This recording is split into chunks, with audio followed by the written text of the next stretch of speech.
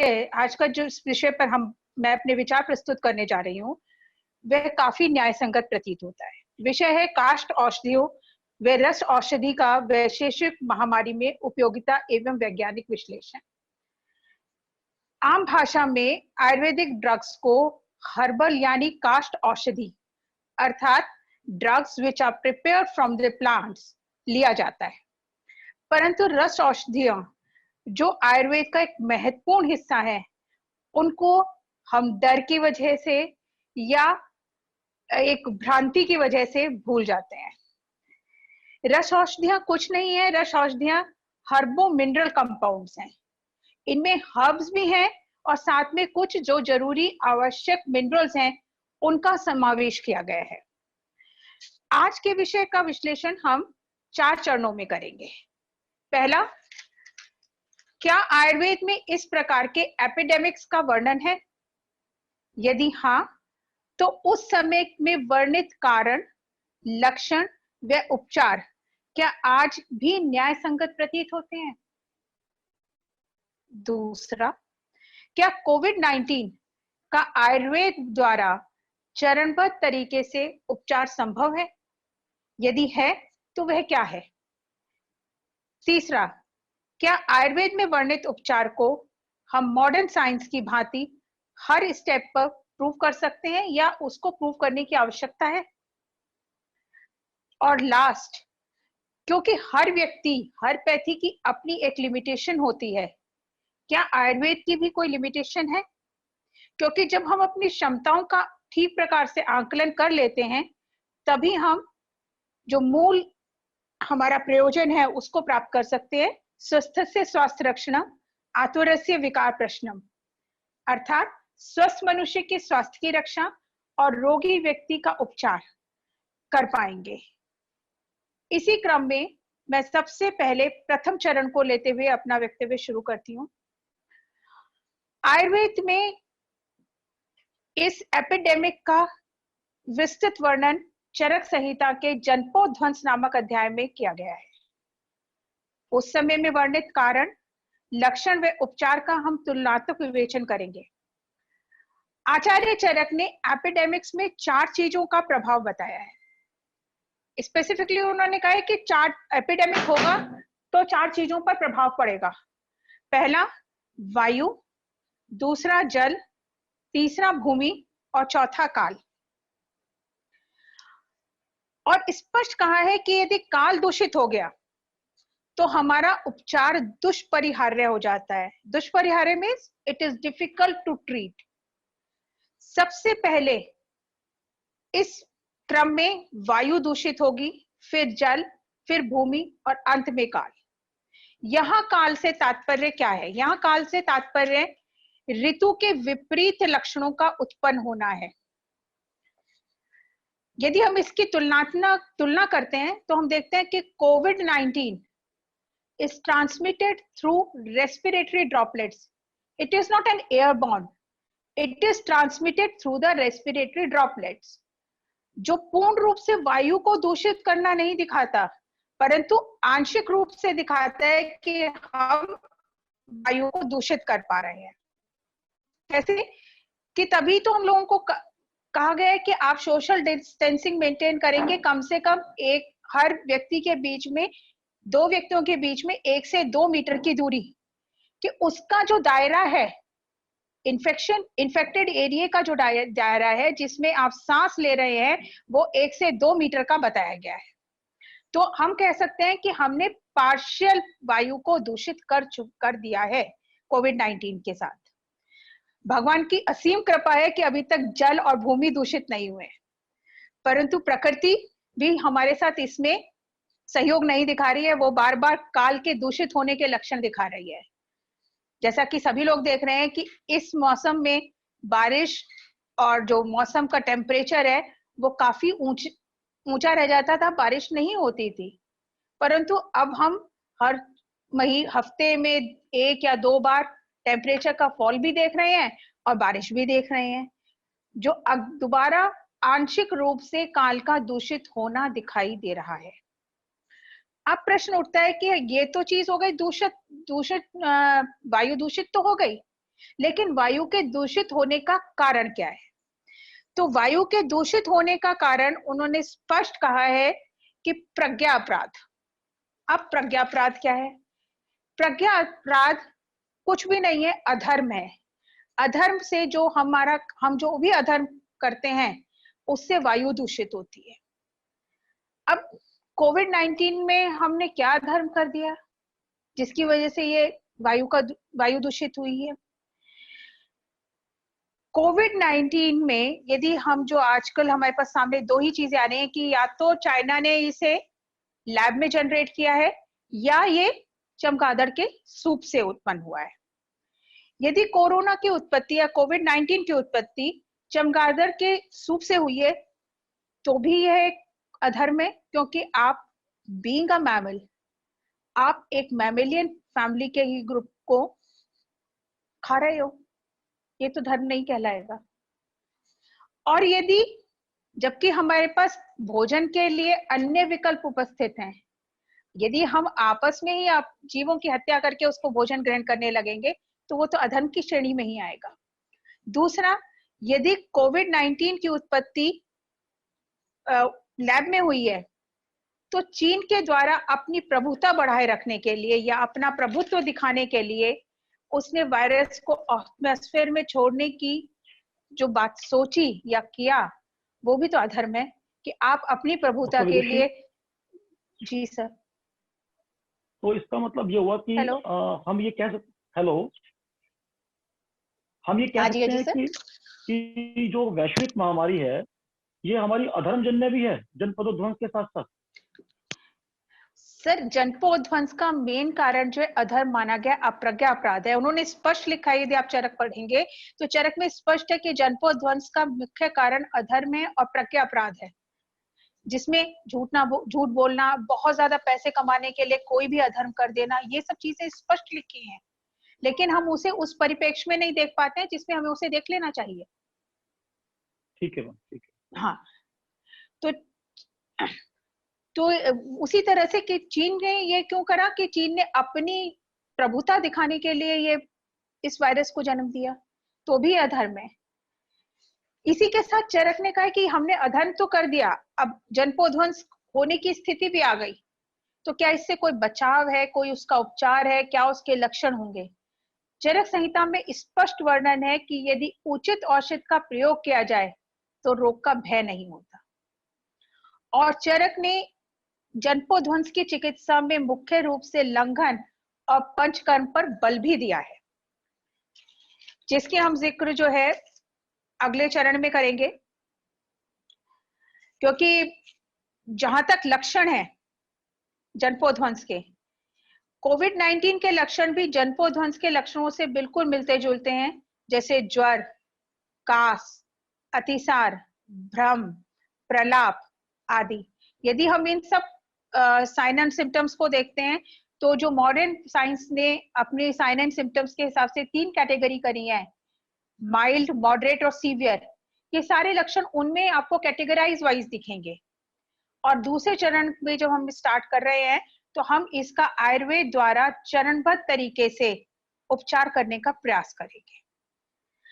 इसी श्रृंखला को आगे बढ़ाते हुए हम जब कोविड-19 का आयुर्वेद द्वारा चरणबद्ध तरीके से उपचार करते हैं तो हम साइन एंड सिम्टम्स के आधार पर कोविड-19 को 3 स्टेजेस में बांट लेते हैं। First stage, which is also known as mild stage, और जिसमें मुख्यतः हमें 3 सिम्टम्स मिलते हैं, फीवर, कफ एंड टायर्डनेस। ये 3 लक्षण उत्पन्न होते हैं। मॉडर्न साइंस में इसके लिए पैरासिटामोल जैसी दवाइयों का प्रयोग किया जाता है और साथ में सिम्टोमेटिक ट्रीटमेंट के साथ आपको क्वारंटाइन कर या मतलब हॉस्पिटलाइज कर भी, उसमें हॉस्पिटल में भी क्वारंटाइन कर आपकी चिकित्सा की जाती है। आयुर्वेद में इस स्टेज में उपचार के लिए हमें ऐसी औषधियों का चयन करना होगा जो तीनों सिम्टम्स को एक साथ कवर कर सके, और उसका सबसे अच्छा विकल्प रसायन और जीवनीय गण की औषधियां रहेंगी, जिसमें प्रमुखतः हरीत, आमल की, गुड़ की, अश्वगंधा, तुलसी, दूध, आदि हैं। अब यदि हम साइन एंड सिम्टम्स के हिसाब से चलते हैं तो सबसे पहला हम साइन एंड सिम्टम लेते हैं फीवर। आयुर्वेद के हिसाब से फीवर यदि पेशेंट को है तो हमें उसको लंघन कराना चाहिए, और सबसे महत्वपूर्ण जिस पे आचार्य चरक ने बहुत ज्यादा बल दिया है, उष्ण जल का प्रयोग कराना चाहिए। यहाँ लंघन से क्या मतलब है? मैडम लंघन से का मतलब, हाँ जी जी सर। हमारे साथ बहुत सारे विद्यार्थी हैं, गुजरात से भी जी हैं, सर। कुरुक्षेत्र से भी हैं। तो आप लंघन की परिभाषा में चाहूंगा वक्ता के रूप में हमारे सभी स्टूडेंट्स को, श्रोताओं को बहुत अच्छे से क्लियर कीजिए कि लंघन का मतलब खाना बिल्कुल नहीं है, कम खाना है, या किस प्रकार से। प्लीज इस हाँ पे नहीं सर। प्रकाश थोड़ा अच्छे से डालिएगा मेरी आपसे अनुरोध। जी मैडम। हाँ सर, इसी में मैं आपको बता रही हूँ कि लंघन का मतलब ये नहीं है कि you should go on fasting. Fasting यहाँ लंघन बिल्कुल भी नहीं है। लंघन का मतलब है कि हल्का सुपाच्य भोजन जो रोगी की प्रकृति के हिसाब से डिसाइड उसका डॉक्टर करेगा, जिसमें हम लोग जैसे जो आयुर्वेद के फैकल्टी के लोग हैं वो सभी जानते हैं कि हम लोग भेषज कल्पना में एक पूरा एक चैप्टर पढ़ते हैं, आहार कल्पना। आहार कल्पना में हम लोग पूरा पढ़ते हैं मंड, पेय, आयुष, विलेपी, इन सब चीजों का। लंघन का मतलब है कि कुछ पर्टिकुलर औषधियों के साथ मूंग का, मसूर का, चने का, इनका यूज देना। और साथ में सबसे महत्वपूर्ण है उष्ण जल। मॉडर्न साइंस क्या कर रही है, एक पूरा एक फॉर्मेट, मतलब एक पूरी मुहिम चली हुई है कि गर्म पानी पियो, गर्म पानी पियो, गर्म पानी पियो। लेकिन ये आयुर्वेद का स्पेसिफिकेशन है कि आप गर्म पानी का प्रयोग ज्वर की प्रथम अवस्था में ही करेंगे। आप फर्स्ट स्टेज जब आपके पास है तो आप फीवर के लिए उष्ण जल का प्रयोग करेंगे और साथ में लंघन करेंगे। यहां हम मेडिसिन का कोई प्रयोग नहीं कर रहे हैं। लंघन से ही हमें हमारा 90% केसेस में रिकवरी मिल जाएगी। उष्ण जल के प्रयोग से हमें 90% केसेस में रिकवरी मिल जाएगी। यदि हमें रिकवरी नहीं मिलती है तो patient is going to the next stage. उसी प्रकार से हम कफ, कफ के लिए क्या लेंगे हम? मधुयष्टि, एक सामान्य भाषा में हम जिसे मुलैठी कहते हैं। पहले यदि आप लोग अपने घरों में देखते होंगे तो हम लोग ड्राई कफ, खांसी होती थी तो घर में ये कह देते थे कि मुलैठी डाल लो मुंह में। वही कंसेप्ट है, मुलैठी का आप मुंह में डालिए टुकड़ा और उसको चूसते रहिए। मुलैठी और साथ में उष्ण जल। या एक आपको लग रहा है कि ज्यादा कफ है तो आप उसमें तुलसी, काले मिर्च, मधुयष्टि, थोड़ी सी दालचीनी डाल के एक काढ़ा बनाकर उसका आप नियमित प्रयोग करा सकते हैं। अब तीसरी चीज जो महत्वपूर्ण है वो है टायर्डनेस।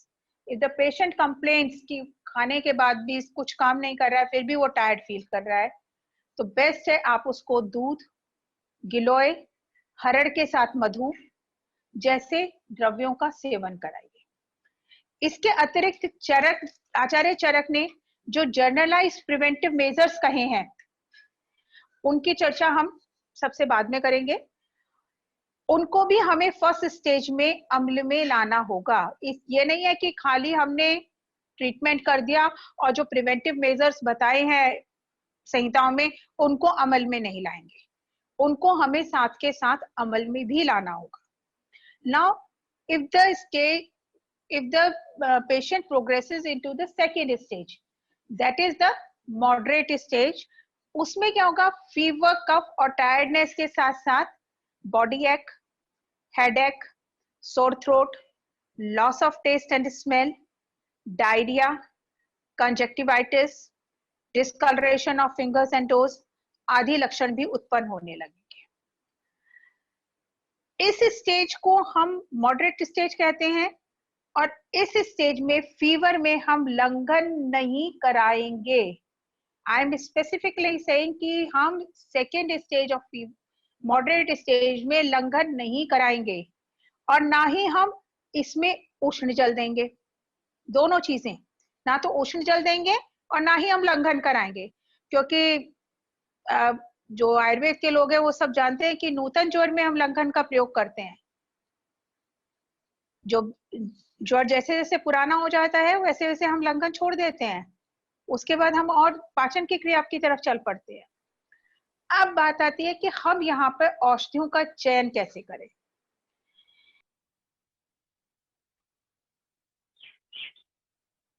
मैडम? फीवर के लिए और आपके जिसे कहते हैं फीवर है, वायरल फीवर्स हैं, उसके लिए आयुर्वेद में बहुत सारी औषधियों का वर्णन है। We are having a vast regime. लेकिन हमें कौन से द्रव्यों का प्रयोग करना है, इसके लिए जो मेरी अपनी समझ कहती है, मिश्रण, महासुदर्शन घनवटी, गोदंती भस्म आदि का प्रयोग हम कर सकते हैं, क्योंकि इसका प्रयोग हमें चिकित्सीय देखरेख में ही करना चाहिए। वायरल फीवर के लिए आयुर्वेद में बहुत सारी औषधियों का वर्णन है, जैसे हिंगुलेश्वर रस, लेकिन उसके साथ एक लिमिटेशन है कि उसे हम पित्तज प्रकृति के पुरुष में नहीं दे सकते। तो हमें ऐसी द्रव्यों को ढूंढना पड़ेगा जो हम वाइडली यूज कर सकते हैं, और जिसमें मेरी समझ गोदंती मिश्रण, महासुदर्शन घनवटी जैसे द्रव्यों के लिए जाती है। यहाँ हम रस औषधियों का चयन भी इसलिए करते हैं कि रस औषधियां जो हैं इफेक्टिव होती हैं, जल्दी से इफेक्ट करती हैं, उनकी एफिकेसी अच्छी है। और आप कहोगे कि आप मैडम गोदंती पर बहुत ज्यादा बल दे रही हो, उसका कारण क्या है? उसका एक कारण बहुत स्पष्ट है। यदि हम गोदंती मिश्रण के कंटेंट्स यदि हम देखते हैं, तो गोदंती मिश्रण के कंटेंट्स में हम देखते हैं कि गोदंती भस्म है, श्रंग भस्म है, पिपली मूल है और कपूर है। गोदंती भस्म is very good for the treatment of the headache, fever और आपके कॉमन कोल्ड, एलर्जिक फीवर्स। उसी तरह से श्रंग भस्म is very good for the gastric alignments, asthma. Again पिपली मूल is very good for the asthma, anorexia, indigestion, and kapoor is having a very good work on cough. यहाँ पर हम फीवर के लिए हरीथी और मधु का भी प्रयोग कर सकते हैं। दूसरा आता है कि यदि पेशेंट को हेडेक भी है और बॉडी एक भी है, तो हम क्या करेंगे? तो हम इसमें गोखरू और भटकटैया, ये दोनों ड्रग्स जो है आयुर्वेदिक ड्रग्स हैं। आप जब उसे सर्च करेंगे तो आयुर्वेद वाले तो सब जानते हैं, बाकी जो नॉर्मल पब्लिक है यदि उसे ढूंढेगी तो इजीली अवेलेबल है। ये गोखरू और भटकटैया का हम पेय के रूप में प्रयोग करेंगे। डॉक्टर संदीप, मैं ये पेय और ये सब चीजें थोड़ा बाद में लास्ट में एक्सप्लेन कर दूंगी, ये पेय क्या है। जी मैम, जी बिल्कुल मैम। हाँ, बिल्कुल। ये कैसे बनाना है। अभी I am concentrating on the drugs only. Okay कि यदि हेडेक और बॉडी एक है तो we should go with the गोखरू एंड भटकटैया। यदि पेशेंट को फीवर के साथ कॉन्स्टिपेशन है, then what we have to give, पिपली और आंवला का पेय दीजिए, या मुनक्का, चव्य, पिपला मूल, आंवला और सौंठ का प्रयोग करें। यदि पेशेंट कहता है कि नींद नहीं आ रही है, भ्रम है, प्रलाप है, then what we should get, हम सौंठ, आंवला, घृत और चीनी दे सकते हैं, या सबसे आसान है अश्वगंधा का चूर्ण दूध के साथ दे सकते हैं। यदि पेशेंट को डायरिया है तो हम यहाँ पर उष्ण जल नहीं देंगे। स्पेसिफिकली मेंशन्ड है कि यदि पेशेंट को डायरिया हो गया है तो आप उष्ण जल नहीं देंगे। उसके स्थान पर आप षडंग पानीय, या मार्केट में एक अवेलेबल है क्षीर सुधा नामक ड्रग है, वो पेय आप पीने के लिए दे सकते हैं। फीवर में हम पिपली और सौंठ का पेय देंगे, और यदि पेशेंट कहता है कि उसका खाने के लिए कुछ खट्टा या चटपटा खाने का मन कर रहा है तो उसे हम अनार का जूस, अनार का रस हल्का गर्म करके देंगे। परंतु यदि पेशेंट को फीवर के साथ अतिसार है, डायरिया है, तो ये हम अनार का रस उसे ठंडा देंगे। इसी के साथ यदि पेशेंट को फीवर भी है, डायरिया भी है और कफ भी है, तो हम इसके विदारी गंध आदि गण की औषधियों का प्रयोग, जिसमें मेनली है काकड़ा श्रृंगी, भारंगी, कटकी, इनका क्वाथ देंगे। इन सब औषध क्रम का उपयोग लाते समय हमें कुछ सावधानियां रखनी होगी जो अत्यंत आवश्यक है। फीवर का उपचार करते समय हमें कषाय रस के द्रव्यों का प्रयोग नहीं करना है। सेकेंडली, यवागु का प्रयोग हम तिक्त रस युक्त करेंगे और उसका प्रयोग हम 6 दिन करेंगे। 6 दिन के बाद हमें फिर गैप देना होगा। तीसरा जो सबसे बड़ी एक जनरल पब्लिक में एक प्रॉब्लम है, उष्ण जल। अब मुझे नहीं मालूम कि उष्ण जल से लोग यहाँ क्या समझते हैं। They are thinking it is a hot water. No, it is not simply a hot water. उष्ण जल को बनाने का एक पूरी विधि है। आप एक बर्तन में पानी लेंगे और उसको बॉईल करेंगे। बॉईल करने के बाद जब वो उसको ढक देंगे, ढक के रखने के बाद जो वो अपने आप धीरे धीरे ठंडा हो जाएगा और पीने योग्य हो जाएगा, तब उस जल का प्रयोग करना है। उष्ण जल उसे नहीं कहा गया है कि आपने गर्म किया और ज्यादा गर्म हो गया तो उसमें थोड़ा सा ठंडा पानी मिला दिया तो वो फायदा करने के बजाय नुकसान कर जाएगा। तीसरा जो इसमें नेक्स्ट है कि हमें दही का प्रयोग रात में नहीं करना है। चौथा कि मूंग, मसूर, चना, कुल्थी, मोठ के यूज का सेवन कराना है पेशेंट्स को। दूध सभी को देना है और रसायन औषधियों का प्रयोग करें और साथ में मधु का प्रयोग अवश्य करें।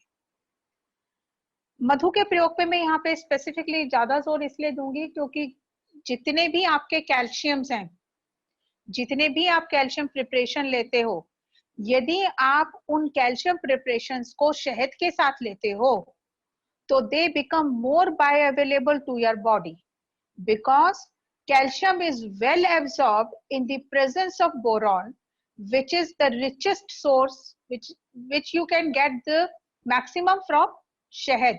Honey is the richest source of boron and calcium is well absorbed in the presence of boron. इसलिए मधु का प्रयोग हम अवश्य कराएंगे यहाँ पे। सामान्यतः हम आयुर्वेद द्वारा इस रोग को दूसरी स्टेज पर ही रोकने में समर्थ हो जाते हैं, परंतु यदि रोगी सीवियर या थर्ड स्टेज में पहुंच जाता है तो हाँ, यहाँ पर हम अपने आप को थोड़ा सा असहाय महसूस करते हैं क्योंकि ये लाइफ थ्रेटनिंग स्टेज होती है और अभी हमारे पास मॉडर्न साइंस की तरह उतनी सोफिस्टिकेटेड टेक्निक्स या उतने सोफिस्टिकेटेड इंस्ट्रूमेंट्स का अभाव है। थर्ड स्टेज में पेशेंट में shortness of breath, difficulty in breathing, chest pain, loss of speech और मूवमेंट्स आदि लक्षण उत्पन्न हो जाते हैं। इस स्टेज पर हम कुछ सीमा तक पंचकर्म की सहायता ले सकते हैं, परंतु मेनली हमें इसमें सोफिस्टिकेटेड इंस्ट्रूमेंट्स की जरूरत पड़ेगी। सेशन को कंक्लूड करने से पूर्व में आचार्य चरक ने जो जनपोध्वंस का जो मेन ट्रीटमेंट बताया है उस पर मैं अवश्य प्रकाश डालना चाहूंगी, जिसमें उन्होंने कहा है सबसे पहला सत्य बोलना, दया, दान, पूजा, सद्भाव और शांति, अपने शरीर की रक्षा करना, गांव व नगर की सेवा करना, वृद्धों की सेवा करना और उनकी रक्षा करना, और हम सभी इन कार्यों का पालन माननीय प्रधानमंत्री मोदी जी के दिशा निर्देशों के अनुसार कर रहे हैं। जैसे सत्य बोलना। सत्य बोलने से तात्पर्य है कि इफ यू आर इन्फेक्टेड या आपको लगता है कि आप कहीं से पॉजिटिव, आपको कहीं से इन्फेक्शन लगा है या आप उस जगह होकर आए हैं जहां से इन्फेक्शन होने के चांसेस हैं, तो please do not hide, go to your doctor and consult to your doctor. दया, दया है कि आप अपने आसपास के लोगों पर जो निर्धन है, गरीब हैं, जो उनकी जीवन आपके ऊपर निर्भर करता है, उन पर अपनी दया दिखाएं। दान, donation, we are all donating. पूजा, पूजा का बहुत अच्छा जो आपको एग्जाम्पल देखने को मिलता है वो व्हाइट हाउस में जो अभी शांति पाठ कराया गया है या शंखनाद जो कराए गए हैं मोदी जी के निर्देश में, वो एक इसका बहुत अच्छा उदाहरण है। सद्भाव और शांति, इस महामारी के समय में सद्भाव और शांति का होना बहुत आवश्यक है। And one of the most common, अपने शरीर की रक्षा। अपने शरीर की रक्षा हम कैसे कर सकते हैं? बार बार साबुन से हाथ धोकर, प्रॉपर सैनिटाइजेशन से, सोशल डिस्टेंसिंग से, मास्क पहनकर, तभी तो हम दूसरों की सेवा कर पाएंगे। उसके बाद आता है गांव और नगर की सेवा। आसपास का जो फ्यूमिगेशन है, जिसमें हम सरकार द्वारा फ्यूमिगेट तो हो ही रहे हैं, लेकिन हम आयुर्वेद के हिसाब से भी अपने घरों को फ्यूमिगेट कर सकते हैं, जिसमें हम गुगुल, नीम, लोबान ऐसी द्रव्यों का धूपन घर में कर सकते हैं। लास्ट, वृद्धों की सेवा और उनकी रक्षा, क्योंकि उनका इम्यूनिटी भी बहुत ज्यादा कम होती है, मेंटली भी वो लोग बहुत अपने आप को लोनली फील करते हैं, तो इस समय उनको हमारी सबसे ज्यादा जरूरत होती है। अब हमने काफी बार जब इसका ट्रीटमेंट कर रहे थे, तो मैंने 2-3 चीजों का बहुत बार बार जिक्र किया। One of the most important is उष्णोदक, उष्ण जल। उष्ण जल क्या है कि जल को हम गर्म करें और उसको यदि 1/4 तक रिड्यूस कर देते हैं, तो वो वात, जितनी भी वातज व्याधियां हैं उनको का शमन करने में सक्षम हो जाता है। आधे तक रिड्यूस कर देते हैं तो वो पित्त का शमन कर देता है, और 1/3 तक कर देते हैं तो वो कफ का शमन कर देता है। लेकिन इन जनरलाइज यदि हम अपने पानी को बॉईल करते हैं और उसको ढककर स्वतः ठंडा होने देते हैं, तो वो त्रिदोष हर होता है। That can be used in everybody. उसमें कोई डेफिनेट नहीं है कि पित्तज व्याधियों में ही देना है या वातज में ही देना है। This can be used for every time. दूसरा हमने करा है कि आहार कैसा होना चाहिए। हमने कहा लंघन कराना है, आहार कैसा होना चाहिए। तो आहार में ऐसा नहीं है कि हमने मूंग की दाल की खिचड़ी बना के दे, नहीं। यहाँ पर क्या करना है, आपने 1 भाग चावल लिया है तो उसमें 5 भाग पानी मिलाएंगे, और ऊपर का पानी उतार कर जो नीचे का कठिन भाग रह जाएगा उसको हम भात के रूप में, जिसे हम लोकल लैंग्वेज में हम कहते हैं ना कि बच्चे को खाना पतला देना है, भात देना है। तो भात कुछ नहीं है, भात ये नहीं है कि उबला हुआ पानी चावल देना है। भात ये है कि 1 भाग चावल लेकर उसमें 5 भाग पानी मिलाकर हमें उसे देना है। उसी तरह से अभी जिक्र करा था मैंने पेया। पेया में क्या करना है कि 1 भाग टूटे चावल लेने हैं और 14 भाग पानी लेना है, उसका 14 गुना पानी लेना है और उनको बॉईल करना है। इसका उपयोग क्या क्यों कर रहे हैं कि this is the right, it is very good for digestion. हल्का होता है, सुपाच्य होता है, it reduces the hunger, thirst, tiredness, fatigue, और सबसे इंपॉर्टेंट बात है इट क्लीन्स योर ब्लड। इसी तरह से हमने जिक्र करा कि हमें यूश देना है। यूश में आप केवल दालों का प्रयोग करेंगे, और वो भी दाल मैंने जैसे आपको बताया, मूंग है, मसूर है, चना है, कुलथ है, मोठ है, इन दालों का प्रयोग करेंगे। तो यदि हम 50 ग्राम दाल ले रहे हैं तो उसमें 6 ग्राम पिपली डालेंगे, 6 ग्राम ही हम शुंठी डालेंगे, और लगभग उसमें 800 ग्राम के करीब हम पानी डालेंगे। यूश का क्या रिजल्ट होता है? यूश हमारी अग्नि को प्रदीप्त करता है, हमारी भूख बढ़ाता है, दीपन का काम करता है, रोचक होता है, वृश्यक होता है, और आपकी स्पीच को, स्वर को ठीक करता है, और अग्निवर्धक होता है। इन्हीं शब्दों के साथ मैं अपनी वाणी को विराम देती हूँ, और डॉक्टर संदीप से कहूंगी कि यदि उनकी कोई क्वेरी है तो।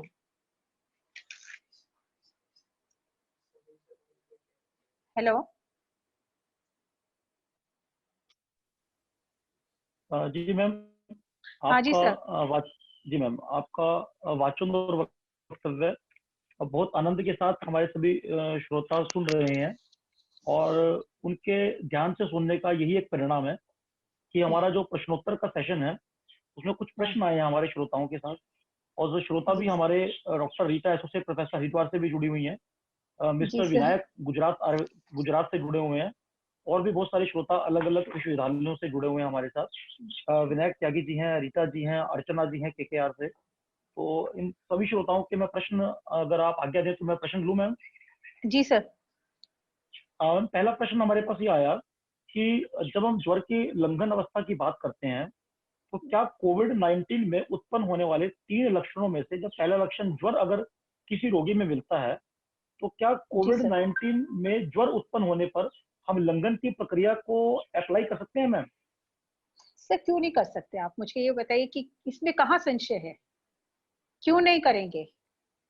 लंघन का मतलब ओके मैम। उपवास तो नहीं है। लंघन का मतलब जी मैम। उपवास नहीं है। लंघन का मतलब है, अभी मैंने आपको बताया कि लंघन का मतलब है आपको उसकी डाइट प्लान इस तरह की करनी है जिसमें वो हल्का भोजन करे, यूष ले, जी मैम। यवा जी मैम। पेय ले, षडंग पानी, ओके मैम। उष्ण जल ले। फर्स्ट स्टेज में उष्ण जल लेगा, सेकेंड स्टेज में यदि ओके मैम। कंटिन्यू करते हैं फीवर तो हमें षडंग पानी पाराना है। मैं बिल्कुल इस बात को ओके रिकमेंड मैम। नहीं करूंगी कि आप फर्स्ट स्टेज पे आप षडंग पानी लें। जी सर। Okay ma'am. ओके।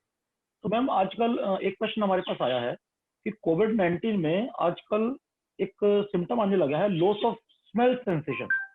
घ्राण जी इंद्रियों सर। की भी थोड़ी-सी अल्पता और अयोग्यता मिलती है और कई बार पिपासा भी बहुत ज़्यादा बढ़ जाती है।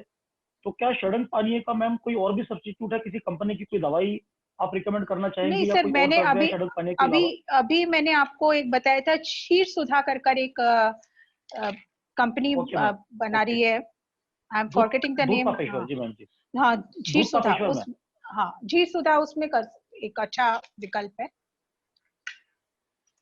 जी जी सर। मैम। एक प्रश्न ये आया मैम कि जो उष्ण जल के बारे में आपने बहुत अच्छी व्याख्या किया और एक जन साधारण के मन में और विद्यार्थियों के मन में भी जो उष्ण जल का कंसेप्ट है, तो कई बार हमारे कुछ ग्रंथों में उष्ण जल की 3 वर्गों में विभाजन कर दिया, ल्यूकवार्म वाटर, हल्का गर्म पानी, तेज गर्म पानी। तो क्या पानी की जो उष्णता की तीव्रता है, उसका भी हमारा कुछ बीमारी के लक्षणों को प्रतिकार करने का कोई संबंध है मैम? सर हल्का देखिए गर्म पानी या तेज गर्म पानी? बिल्कुल सर। जितना आप उसको उष्ण करते हैं, जितना आप उसको जी मैम। कहना चाहिए गर्म करते जाएंगे, उतना उसमें जी मैम। लघुता उत्पन्न हो जाती है। लेकिन खाली लघुता ही नहीं उत्पन्न होती, उसके साथ साथ उसमें रुक्षता भी ओके मैम। उत्पन्न होती है। तो हमें ये ओके देखना मैम। है कि हमें किस बीमारी में जी लघुता के मैम। साथ साथ रुक्षता भी चाहिए। यदि हमें लघुता लघुता ओके मैम। चाहिए तो हमें माइल्ड चाहिए। यदि लघुता के साथ ओके रुक्षता मैम। चाहिए तो हमें इंक्रीज चाहिए। Okay ma'am. ओके।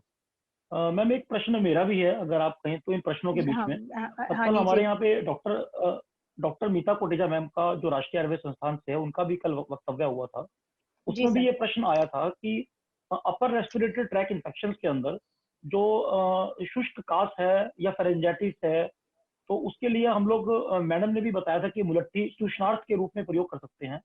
तो मैम क्या आपकी ओर से भी कुछ ऐसे द्रव्य आप सजेस्ट करना चाहेंगे हमारे श्रोताओं को कि अगर शुष्क काश है या फेरेंजाइटिस है तो उसमें कुछ सर और द्रव्यों का सेवन या किसी औषधि का सेवन मैम? जी मैम। सर देखिए, मुलैठी, जी। मैं मुलैठी पे सबसे ज्यादा जोर दे रही हूँ।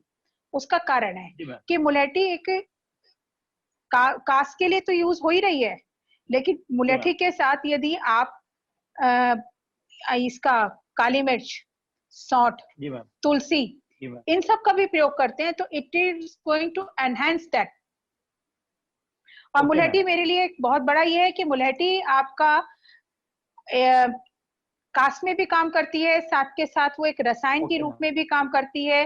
साथ के साथ वो आपके डाइजेस्टिव ट्रैक्ट को भी ठीक करती है। और यदि हम उसके साथ ओके आंवला मैम। ले लेते हैं तो कहते हैं ना, सोने पे सुहागे वाली बात हो जाएगी। जी if ma'am. You start taking तो मुलेठी along with the आंवला। मैम आयुष प्रोटोकॉल में जो च्यवनप्राश लेने का विधान इन्वॉल्व किया गया है, क्या उसका भी यही कारण रहा है कि वो अपर रेस्पिरेटरी ट्रैक पे काम करेगा और विटामिन सी से वेट भरपूर वेट, मात्रा में यस पाया जाता है? यस, विटामिन सी का प्रचुर मात्रा में पाया जाता है, क्योंकि यदि हम उसी प्रोटोकॉल को देखते हैं तो Chyawanprash is the richest source of vitamin C, और उसमें आंवला ओके मैम। भरपूर मात्रा में है। मैंने तभी कहा कि यदि आप च्यवनप्राश नहीं ले सकते हैं, कुछ लोगों को आदत होती है कि हम ओके अब मैम। ले नहीं खा सकते, तो बेस्ट है कि आप जी मैम। समभाग में मुलैठी चूर्ण और आंवल की चूर्ण लेना शुरू करिए, खाली पेट। Okay ma'am. That will act as a okay rasayan, ma'am. as well as it is going to clean your complete GI tract also, as well as okay upper ma'am. respiratory tract. Ma'am एक प्रश्न आया हमारे पास, ये हमारे काय चिकित्सा विभाग के डॉक्टर दीपेंद्र आ रहे हैं। इन्होंने जी प्रश्न सर। किया है कि भूमि आम्ल की और मल सिंदूर और स्वर्ण मालती हाँ स्वर्ण स्वर्ण बसंत बसंत मालती मालती। रस का भी क्या, हाँ जी मैम, क्या इनका भी कोई उपयोग आप सजेस्ट करना चाहेंगी? सर देखिए, मैं आपके बात से, मैंने आपको पहले भी कहा कि बहुत सारी ड्रग्स हैं वायरल डिजीज को क्योर करने के लिए, लेकिन उसमें हमें जी मैम। स्पेसिफिकली जो हम ड्रग का चॉइस करते हैं वो पेशेंट की प्रकृति, देश और काल ओके मैम। और उसके जो रोग है उसकी अवस्था को देख के करते हैं। जब हम एक ओके जनरल मैम। प्लेटफॉर्म पे, एक पब्लिक प्लेटफॉर्म पे बोलते हैं, तो वी हैव टू टेक जी such ma'am. Type of drugs कि जिनकी एफिकेसी तो ज्यादा हो, उनके जो ओके साइड मैम। इफेक्ट्स हैं वो मिनिमाइज हो सके। जिसमें सबसे ओके बड़ी मैम। कि यदि हम मल सिंदूर लेते हैं तो जी नेचुरल है मैम। कि मल सिंदूर के लिए इट इज एक टोटली एन रस औषधि, और उसकी हमें ओके मैम। बनाने की विधि से लेके, मल सिंदूर आप लीजिए लेकिन उसकी आपको ओके वारितर मैम। परीक्षा करनी पड़ेगी, तभी आप उसको ओके लीजिए। मैम। स्वर्ण ओके वसंत मैम। मालती रस is very good choice, but I restrict it, क्योंकि स्वर्ण वसंत मालती रस आप यदि यहाँ ले लेंगे तो सर टीबी के पेशेंट को क्या देंगे? Okay ma'am. तो मैम क्योंकि एक आपने अभी बीच में हमारी, जी मैम, जी प्लीज बताइए। जी, हाँ जी सर, बोल रहे थे, आप बोलिए। आप अपनी बात को पूरा कीजिए मैम। नहीं वो क्योंकि सर मैंने जो रिजीम बनाने के प्रयास किया, या जो मुझे समझ में आया वो है कि यदि हम फर्स्ट स्टेज पर ही हायर एंटीबायोटिक, हायर चीज का यूज कर लेंगे, तो हमारा पेशेंट ओके जब मैम। सेकेंड स्टेज में पहुंचेगा तब हम क्या देंगे? Then we will become okay again ma'am. Okay. Handicap. तो हमें ओके तो मैम। जंप नहीं करना है, we have to go step by step.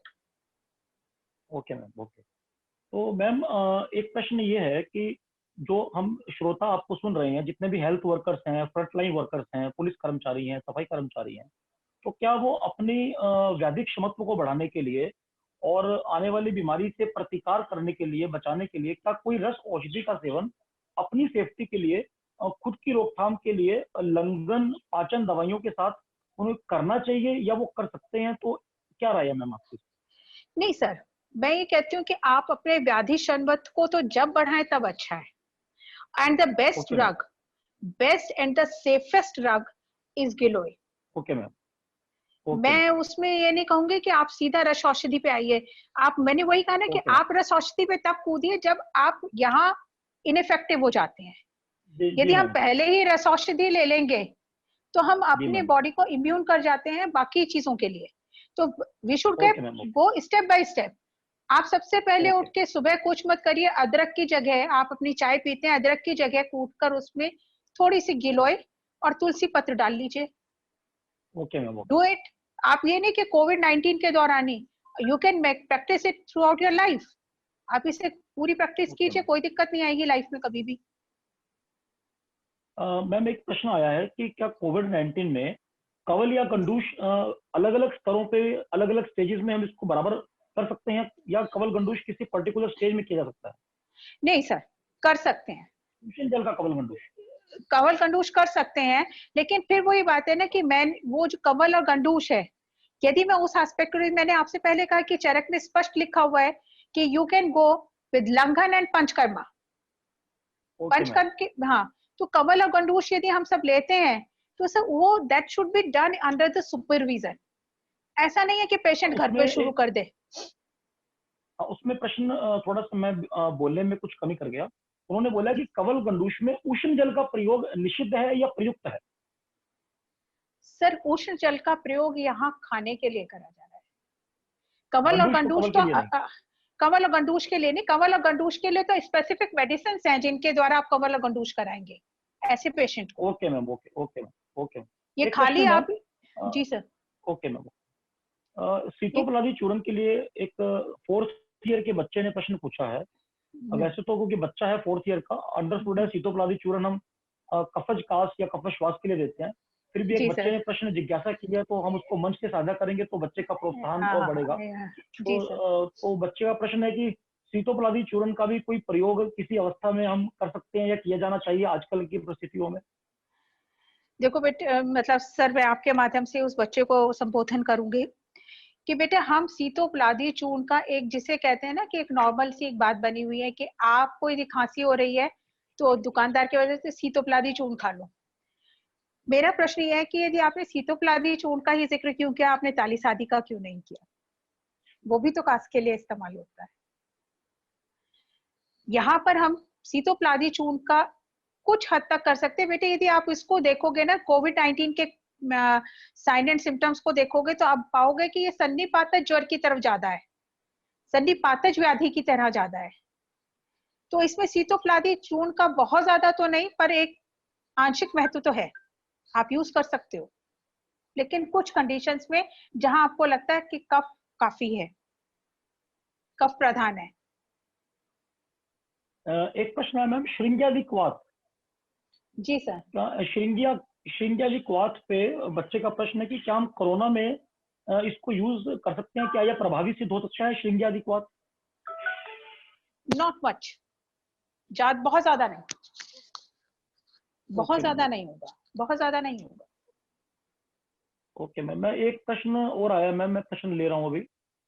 ये प्रश्न है मैम कि टी में तुलसी पत्र डालने के लिए कल के लेक्चर में हमारे मैम ने मना किया था, क्योंकि उन्होंने ऐसा स्पष्टीकरण दिया था कि टी में जो तुलसी पत्र का जो पारद होता है वो नुकसान कर सकता है। तो मैम इसमें आप अपना वक्तव्य भी देंगी तो शायद हम और किसी निर्णय पे पहुंच पाएंगे, सभी लोग सुनने वाले। सर टी में बात यह है कि टी यदि आप दूध के साथ बना रहे हैं। जी मैम, जी मैम, एक यदि मिनट, मैं आपको आपके बोलने मैम एक मिनट। कल डॉक्टर मीता कोटेजा चरक के प्रमाणित आधार पर ये हमें बता गई थी कि चरक ने कहीं भी तुलसी को चबाने के लिए नहीं लिखा क्योंकि उसमें पारद है, और तुलसी के पत्तों को चाय में उबालने के लिए या किसी भी गर्म के साथ उबालने के लिए निषिद्ध बताया गया है। तो अब आप मैम अपनी बात रख पाए। जी मैम, जी बताइए। सर, बिल्कुल सही है। मैं इस बात से बिल्कुल सहमत हूँ कि तुलसी के पत्रों को ना तो चबाना चाहिए ना गर्म करना चाहिए। कारण यह ओके है मैम, कि आप क्लोरोफिल के साथ साथ वो भी चीजें डिसइंटीग्रेट होकर आती हैं बॉडी में। ओके बात मैम, यह है कि उनको सटकने के लिए कहा गया। यदि आप अपनी जो हमारे बुजुर्ग अपनी दैनिक दिनचर्या करते थे, उनका सबसे पहले होता था कि तुलसी के पत्र को वो शीतल जल में डाल के रखते थे और उस पानी को वो पीते रहते थे, जी मैम, जी सिर्फ उस पानी को पीते थे। वहां यही बात है कि ओके मैम, यदि आपको तुलसी पत्र का, जो मैंने आपको बताया कि चाय के रूप में इस्तेमाल कर सकते हैं, वो चाय ओके आपकी मैम, नॉर्मल चाय, दूध वाली चाय नहीं है। That you are taking as a okay ma'am, green tea, green tea okay की मैम, तरह, कि आपने पानी बॉईल किया, उसके अंदर डाला और उसको छाना और उसको पिए गए। ओके आपको मैम, बॉईल नहीं करना है, आपको गर्म पानी में डाल के ओके मैम, रखना है, ओके। The same way. तो सभी श्रोताओं को कल के और आज के इस प्रश्न के उत्तर के रूप में ये निष्कर्ष निकालना आसान हो गया होगा कि हमें किसी भी प्रकार से आज के बाद तुलसी को किसी भी गर्म चीज के साथ उबालना नहीं है, उसको चबाना नहीं है, उसको केवल निगलना है। और तुलसी में नारायणीय सत्ता का वास होता है, और तुलसी आंगन में बहुत ही पवित्रता का सारी संचारित वाइब्रेशन लगातार निश्चित करती है। तो मैम एक प्रश्न और भी आया है हमारे बीच में, जो कोरोना के जी 3 सर। लक्षण मिलते हैं और उसमें सांस लेने में तकलीफ, डिस्निया जो डिफिकल्टी इन ब्रीदिंग है, उसमें कोई विशेष औषधि हम किसी को देना चाहें अगर मैम, तो आप बताइए प्लीज। इस किस तरह से, वो तो हम लोगों ने कहा ना कि जो डिस्निया वाली कंडीशन है, दैट इज द लास्ट हाँ जी, स्टेज, हाँ जी। लास्ट स्टेज है। ओके मैम, उसमें जी मैम, उसमें सर, उसमें हम जो इतने भी आपके ब्रोंको डायलेटर्स हैं उनका प्रयोग कर सकते हैं, ओके मैम, लेकिन टू अ सर्टेन लिमिट। मैंने वही लिखा है कि ओके मैम, वहां जाके हम थोड़े से हैंडीकैप हो जाते हैं कि because we are not well equipped with sophisticated instruments. Okay ma'am, okay ma'am. जी मैम एक प्रश्न और भी है कि जो सर। किसी टीचर ने आप पूछा है कि मैम रसशास्त्र से हैं और मैडम का वक्तव्य काफी प्रभावी चल रहा है, और मैडम का जो उत्तर है वो हर प्रश्न को एकदम सटीक देने की दिशा में जा रहा है। तो उसके मन से एक अलग से इस वक्तव्य के अलग से एक प्रश्न आया है कि मैम हमारे पास बहुत सारे पेशेंट बिजनौर में तमक श्वास के आते जी हैं, तो मैम प्लीज हमें जाते जाते तमक श्वास का कोई अच्छा सा व्यवस्था पत्र बताते जाइए कि जो अस्थमा के पेशेंट यूजुअली ठीक नहीं हो पाते हैं।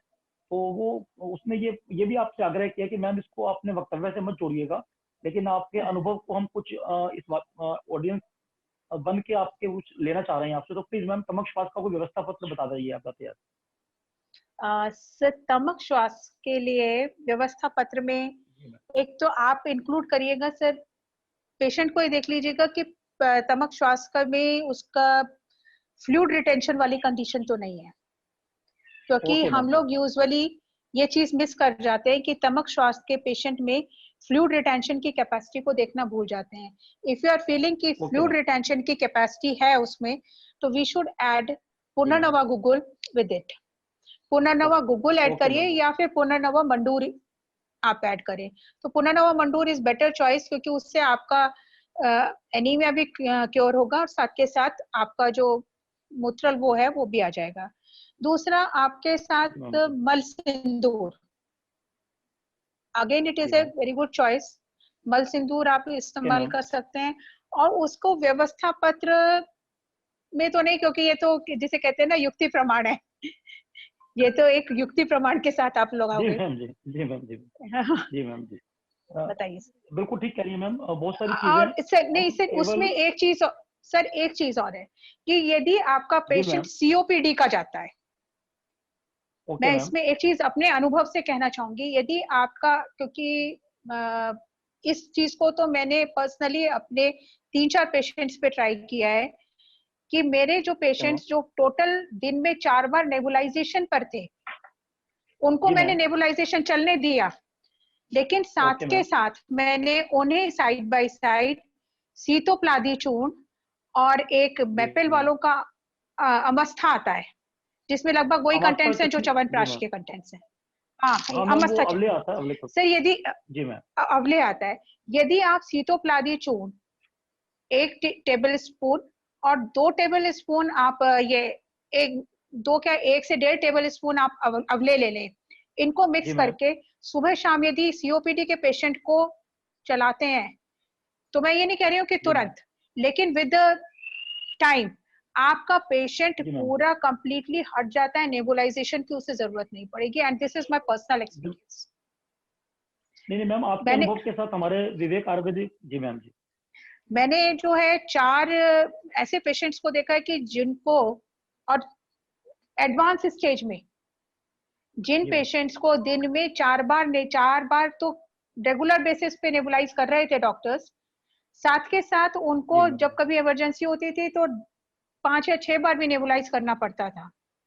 उन पेशेंट्स को मैंने विद दिस रेजीम, आज भगवान की दया से आज वो एक बार भी नेबुलाइज नहीं होते हैं, and still they are continuing with the same regime. तो ये मैं आपके मन से एक चीज को, अपने एक्सपीरियंस को शेयर किया है. नहीं मैम, अमास्ता चटनी हम भी अपने विवेक आयुर्वेदिक हॉस्पिटल बिजनौर में बहुत सालों से प्रयोग कर रहे हैं और मेरे खुद के प्रिस्क्रिप्शन में भी रहती है. तो मैम एक प्रश्न ये भी आया है कि मैम मैं प्रश्न ले सकता हूँ? आप बहुत अच्छे से संतुष्ट कर पा रही हैं और सभी लोगों को बहुत ही इंटरेक्टिव सेशन लग रहा है. और ये इतना बड़ा सेशन, हाँ मैम, बहुत धन्यवाद आपका मैम. कुछ एक प्रश्न पूछ रहे हैं अर्थशास्त्र के लोग कि मैम क्या हम खाने में जो भारतीय परंपरा के मसाले, दालचीनी, तेजपत्ता प्रयोग कर रहे हैं, क्या आप कुछ ऐसा कोई अलग से मुलट्ठी के साथ, तुलसी के पत्तों की काढ़े और चाय के साथ खाने में प्रयुक्त करने वाली किसी विशेष चीज का भी नाम सजेस्ट करना चाहेंगी, जो एक व्यक्ति अपने घर में यूज कर सकता है अपने खाने के साथ? सर सबसे पहले तो मैं ना मुलैठी का एक प्रयोग, कि मुलैठी और दूसरा शहद, तीसरा गुड़. आप चाय में चीनी के बजाय यू स्टार्ट टेकिंग जैगरी, गुड़ डालना शुरू कर दीजिए. दूध में चीनी की जगह शहद डालना शुरू कर दीजिए. आप देखेंगे कि जो आपके जो नॉर्मल आपका पेट डिस्टर्ब रहता है वो वैसे ही ठीक होना शुरू हो जाएगा. और दूसरा है कि जी सर बोलिए. शालिनी गुप्ता जी पूछ रही है कि जी मैम जी, आवाज आ रही है मैम आपको? हाँ जी सर, आ रही है, बिल्कुल आ रही है. हाँ, आज ये जो तकनीक और सूचना का जो सिस्टम है ये भी हमारा साथ दे रहा है. सौभाग्यवश हमारा सेशन बहुत ही अच्छा चल रहा है. अश्वगंधा और गिलोय को किस कल्पना में सभी लोगों को यूज करना ज्यादा प्रभावशील रहेगा? अश्वगंधा और गिलोय को किस कल्पना में यूज करना ज्यादा प्रभावशील रहेगा? अश्वगंधा को तो मैं कहूंगी कि अश्वगंधा को तो आप दूध में, जैसे हम लोग सिंपल पाउडर की तरह यूज करते हैं ना, आप रात को उसे दूध के साथ लीजिए, क्योंकि उससे आपको 2 फायदे होंगे. बताएंगी आप?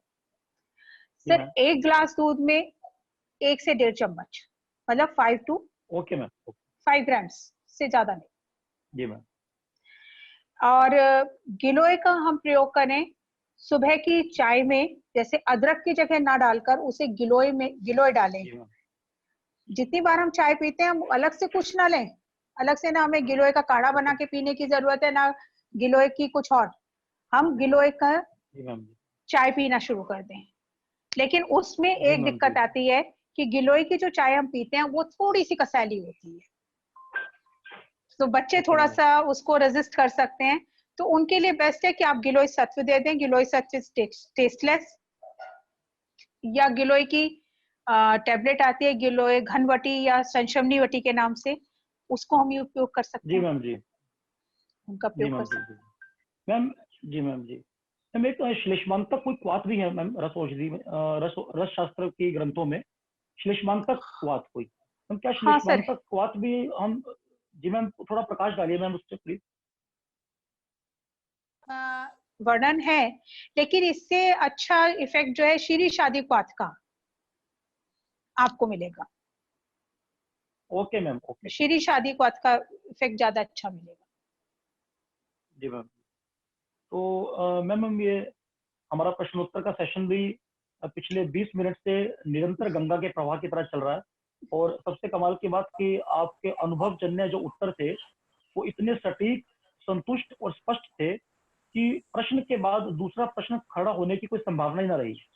और हमारे प्रबंधक महोदय को आपका सेशन बहुत अच्छा लग रहा है, क्योंकि वो अक्सर सामान्य जन से जुड़े हुए प्रश्न और उत्तर की श्रृंखला को बहुत ज्यादा प्रशंसनीय मानकर चलते हैं, कि जिससे आयुर्वेद के माध्यम से एक आम आदमी वैश्विक महामारी के समय लाभान्वित हो सके, और साथ साथ आयुर्वेद के विद्यार्थियों का ज्ञान वर्धन भी हो सके।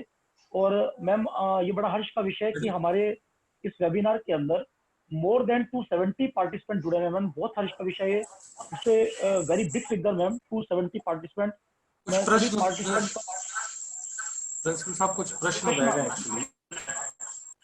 सर मैं प्रश्न, सर आप पढ़ दीजिए प्लीज, मेरे पास इसमें प्रश्न नहीं आ पा रहे हैं सर।